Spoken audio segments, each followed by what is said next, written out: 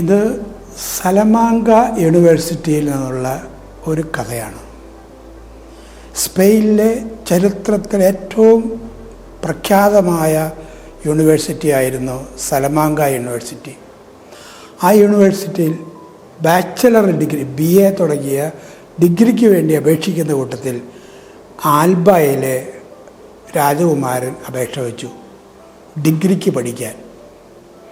സാധാരണ ഡിഗ്രിക്ക് പഠിക്കുമ്പോൾ യൂണിവേഴ്സിറ്റിയിൽ വിദ്യാർത്ഥികളെ ഇൻ്റർവ്യൂ ചെയ്താണ് അപേക്ഷ സ്വീകരിക്കുന്നത്, ഇൻ്റർവ്യൂ ചെയ്താണ് ഡിഗ്രിക്ക് എടുക്കുന്നത്.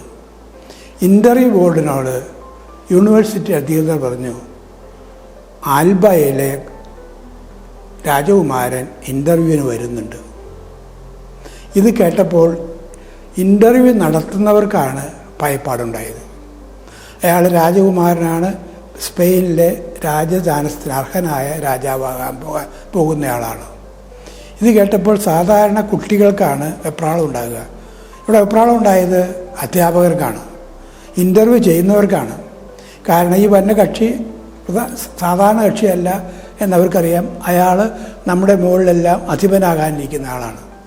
അതുകൊണ്ട് സൂക്ഷിച്ചു വേണം ഇൻ്റർവ്യൂ ചെയ്യാനെന്ന് അവർക്കെല്ലാവർക്കും അങ്കലാപ്പുണ്ടായിരുന്നു.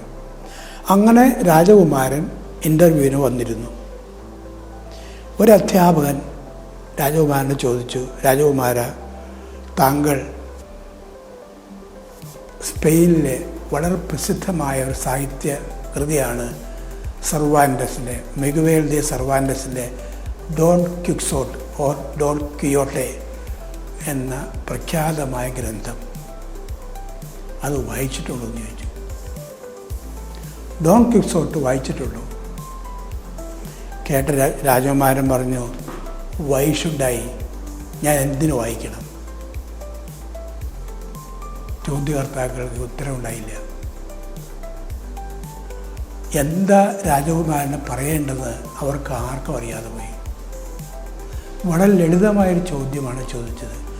സംസ്കാരത്തിൻ്റെ അനിവാര്യമായി വായിക്കേണ്ട, സ്പെയിനിൽ ഏത് സ്പാനിഷ് പൗരനും അനിവാര്യമായി വായിക്കേണ്ട സ്പാനിഷ് ക്രൈസ്റ്റിനെ കുറിച്ചുള്ള അതിമനോഹരമായ ക്ലാസിക്കൽ കൃതിയാണ് സർവാൻഡസിൻ്റെ ഡോൺ ക്വിക്സോട്ട് ഓർ ഡോൺ ക്വിയോട്ടെ എന്ന് പറയുന്ന കൃതി. അത് ഞാൻ എന്തിനു വായിക്കണം എന്നാണ് ചോദ്യം. ഒരു യൂണിവേഴ്സിറ്റിയിലേക്ക് കാലുകുത്തി പഠിക്കാൻ വരുന്നവനാണ് ഇൻ്റർവ്യൂവിന് വിധേയനാകുന്നത്. പ്രിയപ്പെട്ടവരെ, ഇന്ന് നമ്മുടെ വിദ്യാർത്ഥികളുടെ ലോകത്തിൽ ക്ലാസിക്കൽ നോവലുകളെക്കുറിച്ച്, കവിതയെക്കുറിച്ച്, സാഹിത്യകൃതികളെക്കുറിച്ച് വായിക്കാനുള്ള താല്പര്യം തീരെ കുറഞ്ഞിട്ട് കമ്പ്യൂട്ടറും ടെക്നോളജിയും മാത്രം പഠിച്ചാൽ മതി, എല്ലാം അതിൽ അന്തർലീനമാണ്, മറ്റൊന്നും വായിക്കേണ്ടതില്ല, പഠിക്കേണ്ടത്. വിദ്യാഭ്യാസം നല്ലൊരു ഉദ്യോഗത്തിന് വേണ്ടി മാത്രമുള്ള ഒരു കർമ്മപരിപാടിയായി മാറിക്കഴിഞ്ഞിരിക്കുന്നു. എന്തിനാണ് വിദ്യാഭ്യാസം? ജോലിയും കൂലിയും കിട്ടാൻ വേണ്ടി മാത്രമല്ല. വിദ്യാഭ്യാസം സംസ്കാരമുള്ള മനുഷ്യരാകാൻ വേണ്ടിയാണ്, നല്ല മനുഷ്യരാകാൻ വേണ്ടി. ജീവിതം എന്താണ് എന്ന് പഠിപ്പിക്കുന്ന കൃതികളാണ് സാഹിത്യകൃതികളെല്ലാം. ഈ സാഹിത്യകൃതികളെല്ലാം, അതിനകത്തുള്ള നോവലിൻ്റെ കഥ വളരെ സിമ്പിളാണ്.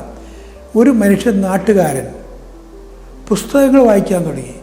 പുസ്തകങ്ങൾ വായിച്ച് മിഡിൽ ഏജസിലെ മാടമ്പികളെക്കുറിച്ചുള്ള കഥകൾ നിരന്തരം വായിച്ച് മാടമ്പിയുടെ തലച്ചോറിൽ കയറിയിരിപ്പായി. അയാളൊരു മാടമ്പിയാകാൻ തീരുമാനിച്ചു. ലോകം നന്നാക്കി നടന്ന മാടമ്പികളാണിവർ. മാടമ്പികൾ ഗ്രാമങ്ങളിലൂടെ ചുറ്റി സഞ്ചരിച്ച് ആളുകളെയൊക്കെ നന്നാക്കാനും നല്ല കാര്യങ്ങൾ ചെയ്യാനും വേണ്ടി പഠിപ്പിച്ചവരായിരുന്നു. ഇയാളിങ്ങനെ പഠിപ്പിക്കാൻ, നന്നാക്കാൻ നടക്കുന്നതാണ്. അങ്ങനെ നന്നാക്കാൻ നടന്ന് പരിഹാസ്യമായി ചിരിക്കാൻ നമുക്കിഷ്ടം പോലെ വക നൽകുന്ന ഒരാളാണ്. കാറ്റാടി മില്ല് കണ്ടപ്പോൾ സത്വങ്ങൾ വരുന്നു എന്ന് പറഞ്ഞ് കാറ്റാടി മില്ലിനെതിരെ കുന്തം കുത്തിയ, കുതിരപ്പുറത്ത് നിന്ന് കുന്തം കൊണ്ട് കുത്തിയ മഹാനാണ് ഇതിനകത്ത് കഥാപാത്രം ക്വിക്സോട്ട്. പക്ഷേ അതിനകത്തെല്ലാം ഒരു കാര്യം വ്യക്തമാണ്: മനുഷ്യൻ്റെ സംസ്കാരത്തിൻ്റെ ഉയർച്ച. മനുഷ്യൻ്റെ വിദ്യാഭ്യാസത്തിലൂടെ ജീവിതം എന്ത് എന്ന് പഠിക്കുക. അങ്കുലപ്പുഴുവിനെക്കുറിച്ചൊരു കഥയുണ്ട്. അങ്കുലപ്പുഴു എല്ലാം ചാടി അളന്നെടുക്കുന്നു എന്നാണ് പറയുന്നത്. അങ്ങനെ അളക്കുന്ന കാര്യത്തിൽ മിടുക്കനായ അങ്കുലപ്പുഴു അളവിൽ അഹങ്കാരിച്ച് നടന്നപ്പോൾ ഒരു കുയിലടുത്ത് ഇരുന്നിരുന്ന് അങ്കുലപ്പുഴുവിനോട് ചോദിച്ചു, ഞാൻ പാട്ട് പാടാം, നീ എൻ്റെ പാട്ടൊന്ന് അളക്കാമോ? അന്നാണ് അങ്കുലപ്പുഴുവിനകത്ത് ഒരു കാര്യം അളക്കാൻ പറ്റില്ല എന്ന് മനസ്സിലായത്. പ്രിയപ്പെട്ടവരെ, ബഹുമാനം, ആദരവ്, ഔന്നത്യം അളക്കാനാവുമോ? പൊക്ക അളക്കാം, ഔന്നത്യം അളക്കാനാവുമോ? ഔന്നത്യം ഉണ്ടാകുന്നത് എങ്ങനെയാണ്? എനിക്ക് വിശക്കുമ്പോൾ എൻ്റെ മുമ്പിൽ ആഹാരമുണ്ട്, അത് കഴിക്കുന്ന ആർക്കും കഴിയും. ആ മറ്റൊരു എന്നേക്കാൾ വിശക്കുന്നതിന് മുമ്പിലിരിക്കുമ്പോൾ എൻ്റെ ആഹാരം ഞാൻ കഴിക്കാതെ അവരെന്നെ നീക്കി വെച്ച് കൊടുക്കുമ്പോൾ എനിക്കുണ്ടാകുന്നത് ഔന്നത്യമാണ്, പൊക്കമല്ല. ഈ ഔന്നത്യമാണ് സംസ്കാരം നൽകുന്നത്, മനുഷ്യത്വത്തിൻ്റെ ഔന്നത്യം.